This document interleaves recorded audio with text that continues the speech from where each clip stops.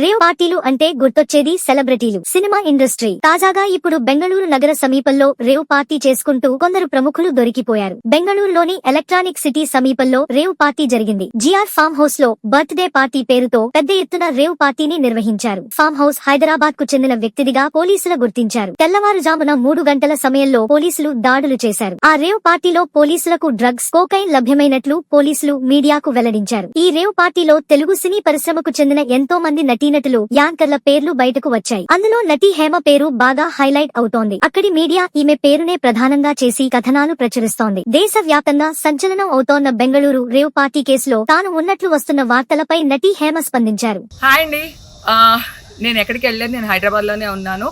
So ఒక farm house లో enjoy చేస్తున్నాను, చిల్ అవుతున్నాను. సో నా మీద వచ్చే న్యూస్ ఫేక్ న్యూస్. అది అక్కడ మరి ఎవరున్నారో ఏమో నాకు తెలియదు. సో అది ఫేక్ న్యూస్ అండి, అవన్నీ నమ్మొద్దు. Okay, thank you.